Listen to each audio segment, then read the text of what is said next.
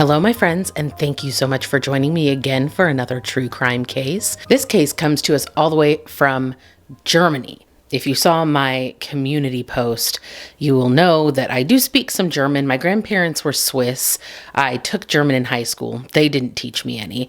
I took German in high school and in college, but I really haven't used it since then. So it was a challenging research opportunity, but hopefully I rose to the occasion. Please excuse me if I tried to throw out some authentic German pronunciation on things. And if you speak German, I'm so sorry ahead of time for anything that I butcher. Let me get into telling you about this grade A certified wackadoodle. On July 17th, 1975, firefighters responded to a building fire at number 74 Zeissstrasse in Hamburg, Germany. As they extinguished the flames on the upper part of the building, they were faced with a very unexpected and very gruesome discovery. The dismembered and now charred remains of a woman that were hidden way deep in the recesses of the attic. Now, obviously, firefighters don't handle homicides, so they did call the police. And upon further investigation, they found 4 bodies in total. Originally, 3 at first. They had to go back for the 4th. We'll talk about that a little bit down the line. 4 bodies total, 3 in the attic and 1 in the wall of the apartment that adjoined the attic. Now, the overall condition of these remains and the overwhelming smell led them to believe that these women had been dead for some time. And the method of disposal led them to believe that it was foul play. The inhabitant of the apartment, a man named Fritz Honka, was nowhere to be found. But the police never even had time to really go looking for him, because as they were in the middle of investigating these homicides at the location, Fritz just showed up. He had just gotten off of work from his job as a night watchman, and having no idea about the fire because he was at work, he simply returned home after his shift to find some police there who had a lot of questions. The diminutive Honka, who stood at just 5 foot 5 inches tall, climbed the stairs to his apartment, and seeing that it was still full of smoke and people, he remarked to one of the investigators, "Well, it looks like I'm going to have to find someplace else to live." Now, knowing that this was very likely the killer that they were looking for, one of the detectives asked him, "Oh, you live here? Does anybody else have access to this unit?" Honka freely admitted that no, nobody else did. He lived there alone. And this pretty much sealed his fate. He was arrested right away and brought in for questioning. Who is this strange little man? Well, let me tell you. Friedrich Paul Honka was born in Leipzig, Germany in 1935, the 3rd of 9 children born to Fritz Sr. and Else Honka. Now, Fritz the Elder was, ironically, a firefighter. He was also a raging alcoholic and a certified member of the Communist Party. Now, that's no slight on his personality, although apparently he was not a very good guy. But most of us here, especially in the United States, forget that before World War II, being a communist didn't mean anything. It wasn't a dirty word. It was just like an alternative political party. It was like saying you're a member of the Green Party. Him being a communist would not have been as out of place as we would think of it today. In fact, many people who were blue-collar workers and laborers probably would have supported the Communist Party, like one would support the Labour Party in the UK. We don't have a Labour Party to speak of here in the US, but in the UK, they have a pretty strong Labour Party. Most other countries do. So that was likely where his political ideology was. It wasn't really until the US got involved in the 40-year standoff with Russia that we call the Cold War that communism became synonymous with evil, bad people who must be stopped at any cost. But even in 1935, there was a group of people who thought that communists needed to be wiped out. And they were becoming the predominant political party in Germany right around the time young Fritz was entering the world. I'm speaking, of course, about the National Socialist German Workers' Party, which you probably know more commonly by their nickname, the Nazis. Now, this new political shift would certainly influence Fritz's already crappy home life, making it even worse. Indirectly, because it was a really stressful and turbulent time for everyone across Europe, and directly because the Gestapo threw his communist father into a concentration camp, and because there seems to be at least one person in the world who's confused about this. That's Gestapo, not gazpacho. One of them is super scary, and the other one is just soup. Now, the timeline of this series of events is a little bit fuzzy. Fritz would later claim that he also was put into a youth concentration camp. I don't know that there's a lot of evidence to support that that was true. What did happen is that Fritz's mother, Elsa, unable to cope with all 9 of her children, put at least some of them into an orphanage. She gave them up to the state, including Fritz. So about the time he was 12 until he was an adult, he was no longer living with either parent. Now, I'm not sure if the father being out of the picture, being imprisoned, was the time that Elsa decided that she could no longer take care of her children, or if it had happened before he was sent or after. Again, it's hard to get the timeline down here. But either way, Fritz was voluntarily given up to an orphanage around the age of 12. Eventually, Fritz Sr. was liberated by the Russian army. That would have been circa 1945 or so. But he did not live long after that.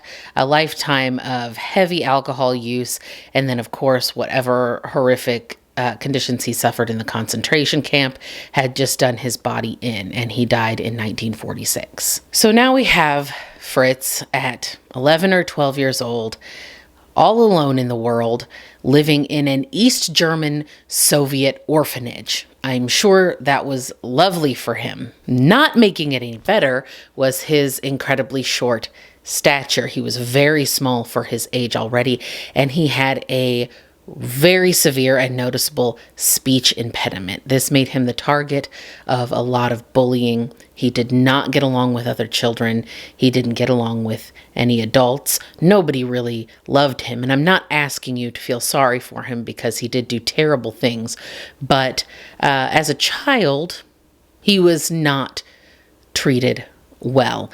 And all of it was beyond his control. So I do find a certain level of compassion, at least for him as a child.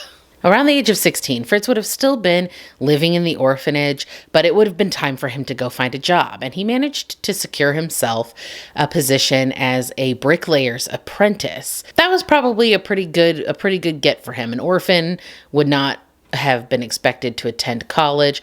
I wish I knew more about the Soviet system, if they sort of gave him that job or if it was something he had to find on his own. It seems likely that the state probably provided him with this work in some capacity. He's going to go out in the world, he's going to start making his way, and he gets this job as an apprentice bricklayer. But as it turns out, he has an allergy to the cement that they use as like a mortar in between the bricks. And because of that, he's forced to quit. At this same time, he's aging out of the orphanage. They're not going to provide him with accommodation anymore. He's not going to have any place to live.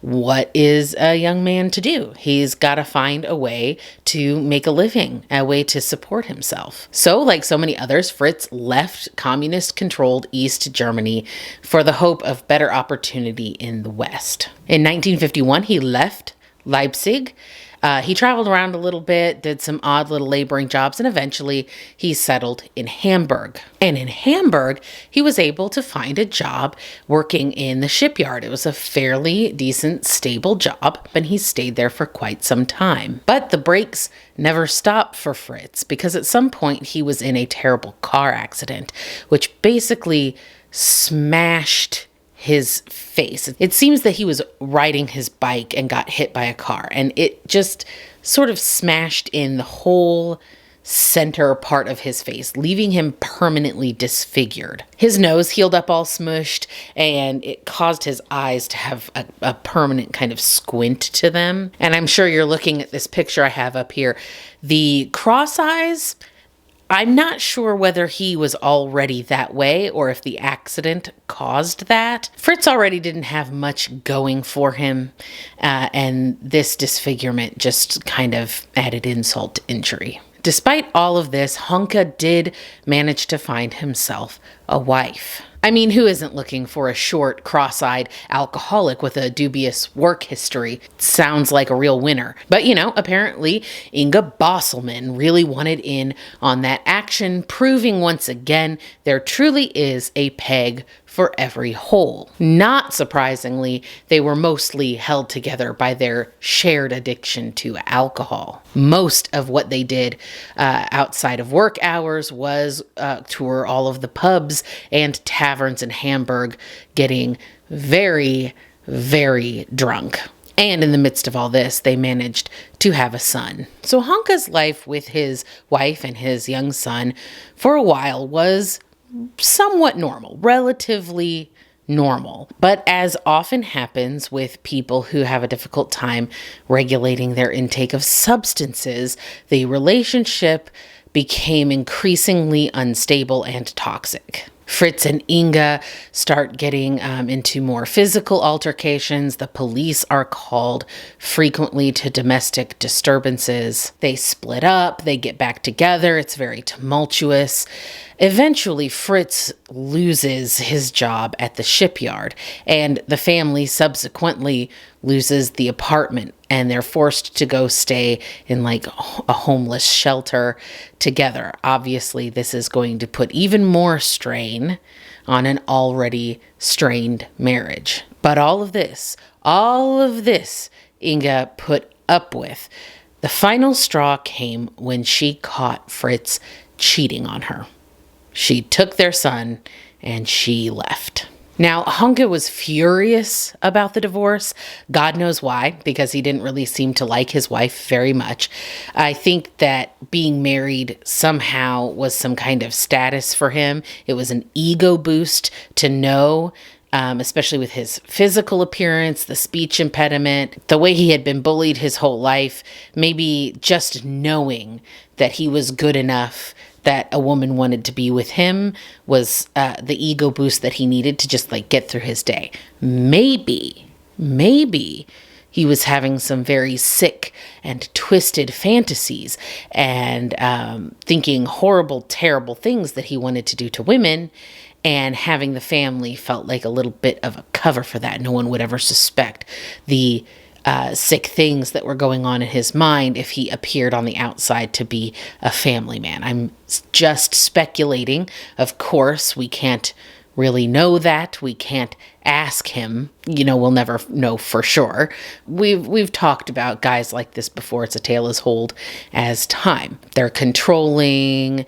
They don't want you, but they don't want anyone else to have you, etc., etc. What we do know is that sometime after Inga left, Honka starts living at 74 Zeissstrasse. The building is adjacent to Hamburg's red light district, which is a location that suited old Fritz just fine. See, while to most of society, he seemed like a fairly undesirable, strange little man with an unimpressive job and an alcohol problem. But in the red light district, among people living out on the margins of society, generally in abject poverty, him having a steady paycheck, and an apartment of his very own made him a man to know. He may have been very much looked down on in a more middle-class neighborhood. But there in the slums, he was the one who got to do the looking down.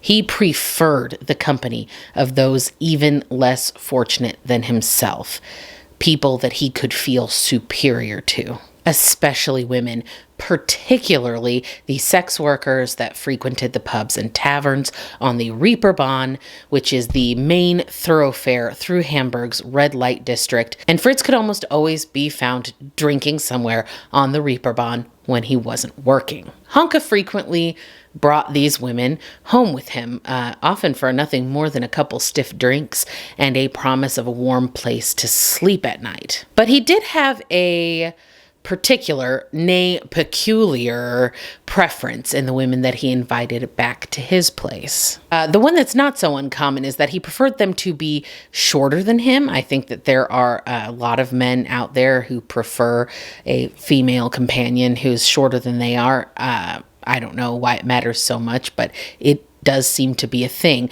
But remember that Fritz is only 5'5", so he's after the real shorties. The less common peculiarity is that he sought women who didn't have any teeth. And yes, it is for the reason that you're thinking. Mr. Honka had a bit of an oral fixation, if you know what I mean. In fact, he preferred that to any other kind of sexual activity. But he was terrified of losing his little schnickel Fritz to the chomping teeth of an angry conquest. So yeah, short, toothless, intoxicated, and for hire. That was Fritz Honka's type. Peg for every hole, right? Peg for every hole. And honestly, I wouldn't hold any kind of judgment over this at all. Everybody likes what they like. No problem at all. Except that Honka is a monstrous asshole who murdered 4 such women for no other reason than that he is a weak and insecure little man. So I'm going to make fun of him. I'm comfortable with that. So now we have a clear picture of the man that Friedrich Honka is. And can I tell you, side note, I was so disappointed when I found out that Fritz was short for Friedrich and not Schnickel Fritz. I really wanted his name to be Schnickel Fritz.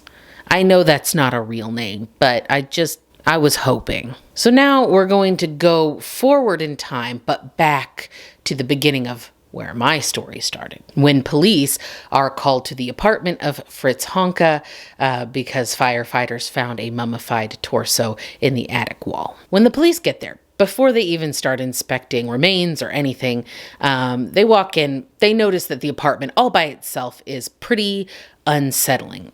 The walls are plastered, completely plastered with torn out porno magazine pictures, adult explicit material everywhere. And also there are empty wine and liquor bottles just everywhere. The whole place is completely filthy.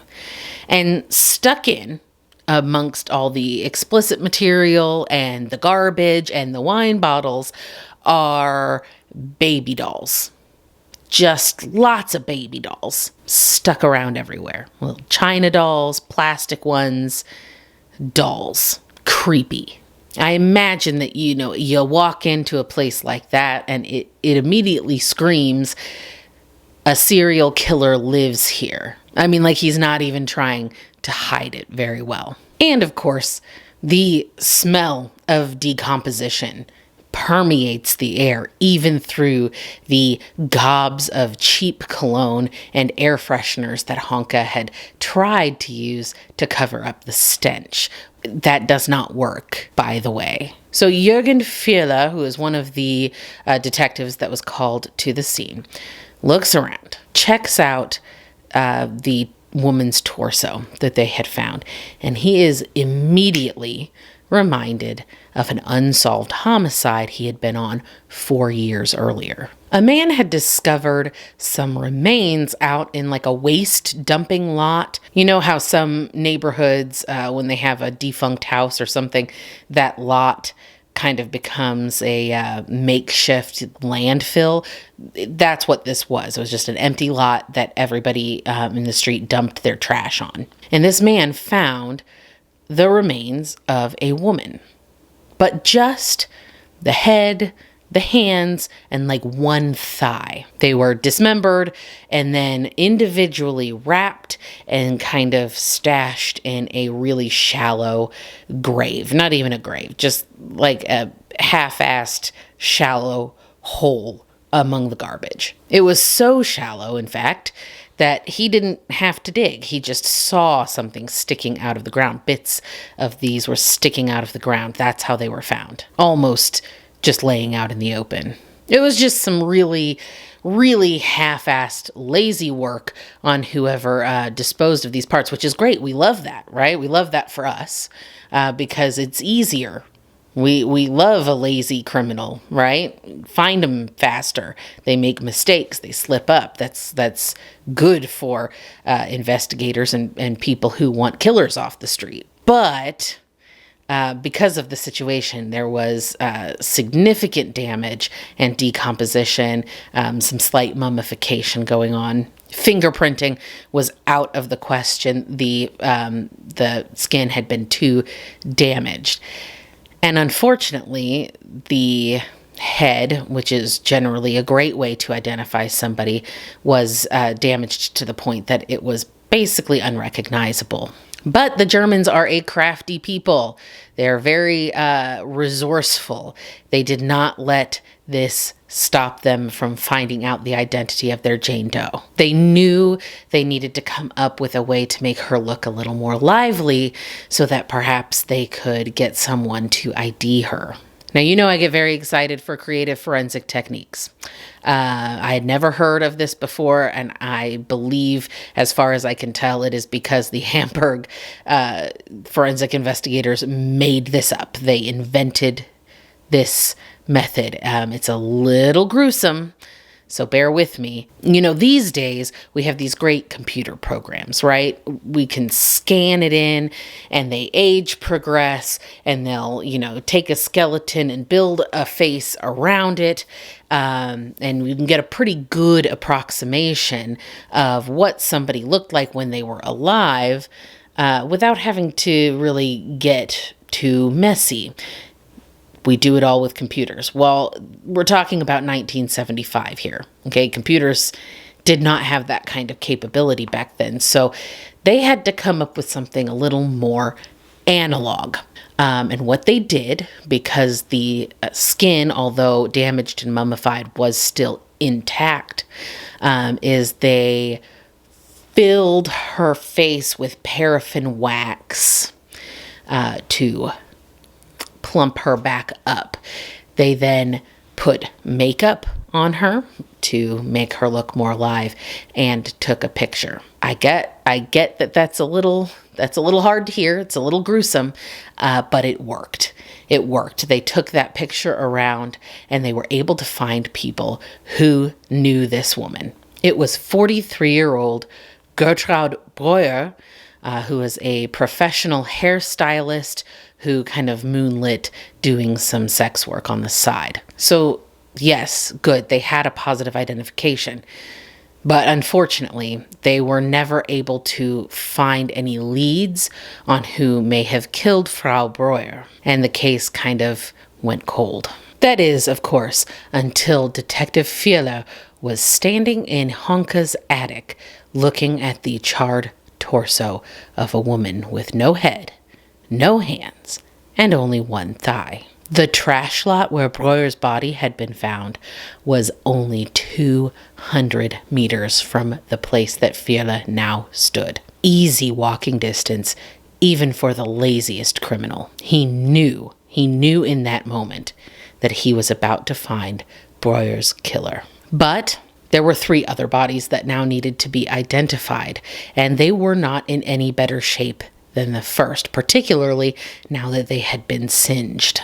As the detectives investigate in an attempt to discover the identity of these other women, they begin to uncover details about Honka's life in Hamburg, including his favorite pub, Zum Goldenen Handschuh, the golden glove. And yes, the German word for glove is just hand shoe.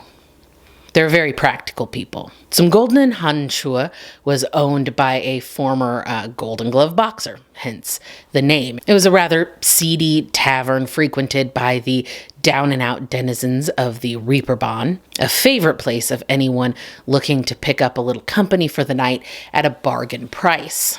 It's one of those places where the acrid stench of cigarette smoke is as much a part of the walls as the paint is. You go in and your feet are just sticking to the floor with every step. The patrons there aren't so much trying to get a little buzz and have a good time as they are trying to drown out the reality of an existence full of poverty and hard living. This was not a place for the casual social drinker, but for people who, like Fritz, were habitual drunks. And interesting little side note that I found out during my research, the Goldenen Handschuh is still there in the same location and open for business.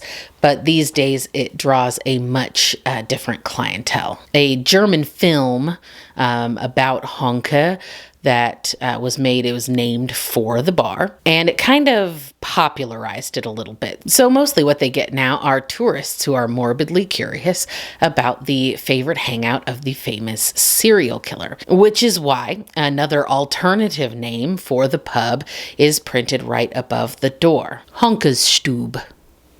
Honka's room. In fact, these days, the entire Reeperbahn seems to be a lot of clubs and restaurants and cafes, a very touristy area in the Altstadt, the old city, where a lot of people hang out. So if you ever happen to be in Hamburg, Germany, you can stop by Hamburger Berg number 2 and grab a beer at Zum Goldenen Handschuh. They are wheelchair accessible, but make sure you stop by the ATM because they only take cash. Not sponsored. Anyway, thanks for going on that little side quest with me. They did manage to identify that first victim as Gertrude Breuer, just as Detective Fierle had suspected. Honka had killed her in 1969, strangling her after he had paid for her services when she refused to take care of him in the morning. Honka found out pretty quickly that although killing came fairly easy to him, disposal did not, which is why some of Frau Breuer was in the landfill and some remained in the apartment. He simply couldn't be bothered to complete the job. After his first murder, Fritz became very paranoid. A lot like Joel Rifkin, who we talked about a couple of videos ago.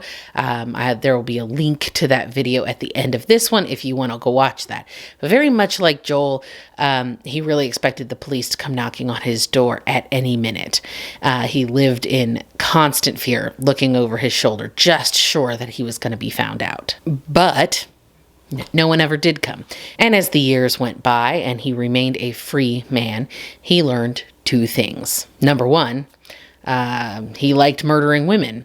And number 2, if he only killed women who didn't have anyone to miss them, he would never get caught. This is a lesson that is learned by many of these men who target sex workers. And I'm not going to rehash it here because we've covered it in more detail other times, but they are a vulnerable population because of the general transient lifestyle. Oftentimes, people who target marginalized groups of people get away with it for much, much longer than they should. It was 1974, more than 4 years after he killed Frau Breuer, that he would take another life. He did have one unsuccessful attempt with a woman named Ruth Duffner. Ruth managed to escape by slipping her hand in between her throat and the ligature that Honka was trying to strangle her with. She was able to then pull it off of her head and run away. She did turn him into the police, but for some reason, I guess because there was no proof he had tried to kill her, he was only charged with sexual assault. And for that, he served no time. No time at all. For that, he was fined 4,000 Deutschmarks. That's it, just a fine. He could go back home. Allowing one of his victims to escape is not a mistake that he would repeat again. And he also would not choose his victims at random. He began to, for lack of a better word, hunt them, carefully vetting each woman to make sure she didn't have any close ties with family or friends that might come snooping around if she went missing. In August 1974, he found just such a woman in Anna Beuschel, a 50-year-old sex worker who he lured back to his apartment much in the same way he had Gertrude Breuer. This time, he didn't bother with any kind of disposal outside of his home at all. He just placed her in a bag and hid her in the attic. And you know that I like to focus on the victim, and unfortunately, I don't have a lot to tell you about these women that Fritz killed. There is no information to be had about where they came from, if they had children or spouses, or what they liked. Some of that may be because he intentionally chose these women who would be more or less anonymous, people that no one would look for, people that no one would miss. So there was nobody there to tell their story after they were found, I'm assuming. But I wish I had a little more to tell you so that we could humanize them a little bit more. Unfortunately, we're just going to have to remember their picture and their names. Now, it's widely been speculated that Fritz hid the bodies in his own apartment because he was just too weak and lazy and drunk to do anything else. And that could definitely be true, but I find it personally more likely that way back in 1970, when those remains that he had disposed of Gertrude Breuer were found, it freaked him out.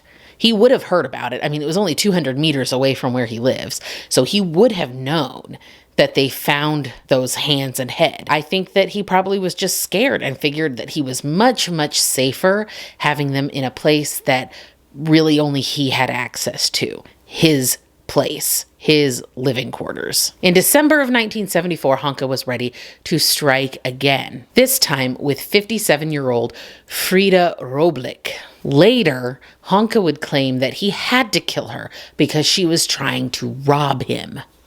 If something like that even happened at all, it's more likely that she was just trying to get the money that he was supposed to pay her, get the money that he owed her. But I find it a highly suspicious story altogether. It probably just didn't happen at all. Now, as you might imagine, and not to be graphic, but things were getting a little ripe in the attic. Attics tend to be pretty warm in the first place because heat rises, and that's going to speed up decomposition. But they also tend to be very, very dry, which is probably why the bodies were partially mummified. The smell of death is very unpleasant and strong. It is repulsive.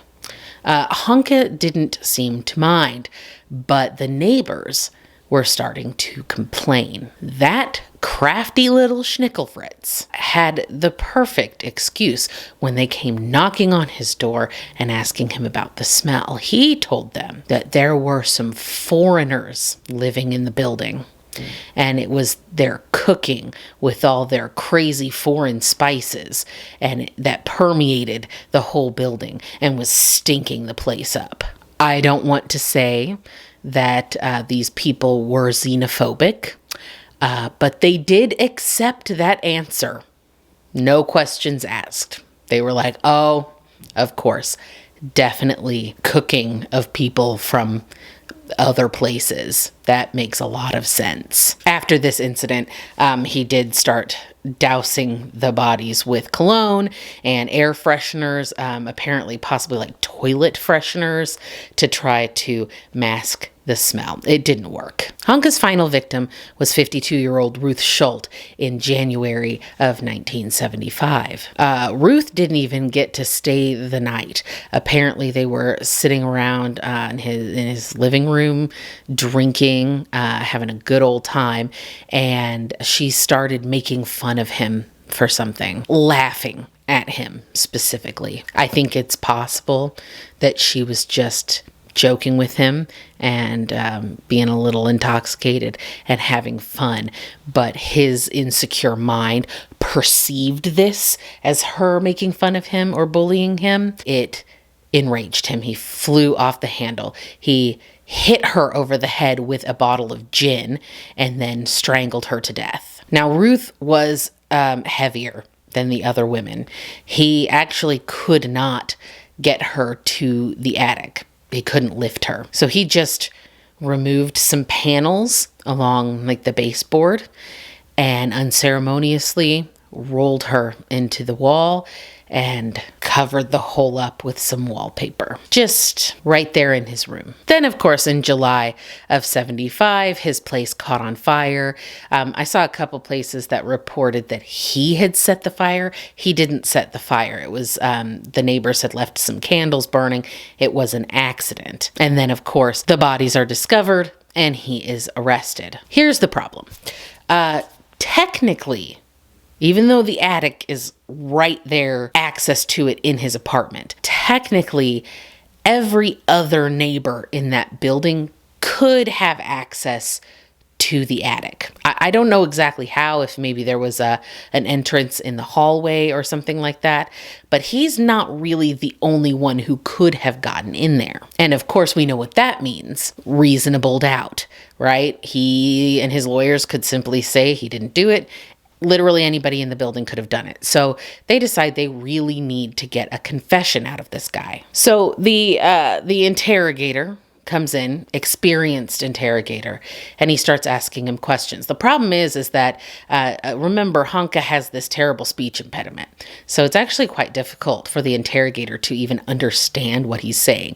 And he's only giving like one syllable answers. He's not saying a whole lot. Plus, he's stupid. I don't mean like he's dumb. He's dumb, but he has a really low intelligence. The tactics that the interrogator is using are much more suited to somebody of a normal level of intelligence. He is below normal. He's just not getting anywhere. Now, remember I told you that there were 4 bodies found total, 3 at first, and then the 4th was found later. This is where that comes in. While the interrogator is talking to Honka, Jürgen Fierle and another detective are back at his apartment because they are just tearing the place apart, looking for any kind of really concrete evidence that's going to put these women in Fritz's apartment, or any kind of forensic evidence, blood, anything that's going to really nail him. And while they're in there, Fierle is sniffing around, literally sniffing around. And he still is smelling a decomposition smell. The smell of death is still lingering in the air, even with all the smoke and everything, because it's still, everything was on fire just like earlier. So it still smells like smoke, but beyond that, he can still smell something right in that apartment. And they've removed all the remains that they found. And those remains were way over in the attic in a different place. He thinks to himself, there's another body here somewhere. We've got to find it. They start tapping on the walls. They find the hollow spot. They open it up and they find Ruth's body right there in Fritz's apartment where no one else had any access to it. That is going to absolutely nail him to the wall. There's no way that he can slither his way out of that one. They phone back, obviously, to the police station, to the interrogator, tell him we found a fourth body in the apartment. Well, now that they've got this information, Honka knows he's done for, and he does go ahead and give a confession that he murdered all 4 of these women, but there's a catch. He tells police that yes, he did kill them, but he's not completely responsible for their deaths because he was contacted by Jack the Ripper, who told him to kill these women. I'm sure you're familiar with Jack the Ripper, but just in case you need a reminder, he was a Victorian serial killer who targeted sex workers of London in 1888. He was, of course, never apprehended. His identity was never officially known, although they had some theories. Now, this was between 1969 and 1975 that Honka was doing his crimes. So unless you're willing to believe that a more than 100-year-old Jack the Ripper somehow reached out to a random alcoholic German security guard, you can see how this story is baloney. However, this completely unhinged claim, along with Honka's IQ being pretty well below average, allowed his lawyer to convince the judge that he had a diminished responsibility due to mental defect. So ultimately, he was only found guilty of 1 count of murder, and in the other 3 cases, he was charged with manslaughter. On top of that, his lawyer was able to get him diagnosed with a severe mental abnormality. Now, I don't know what the law was or is in Germany as far as this goes. I live in the U.S., and here in the U.S., if you are going to claim that you are not responsible for a crime because of like your mental state, you have to determine that you didn't know what you were doing, right? To claim insanity, they have to prove that at the moment that you committed the crime, the moment you killed somebody, you did not know right from wrong. You did not know what you were doing. If you kill somebody and you knew it was wrong to do it, you are criminally responsible. It doesn't matter if you're mentally ill, have a low IQ, or are a child. You are being held responsible for that crime. The law does not consider you legally insane. But this was not the case for Fritz Honka. Because he was mentally abnormal, he was not sentenced to any kind of jail time. Instead, they sentenced him to a mere 15 years in a mental institution. 15 years for 4 murders.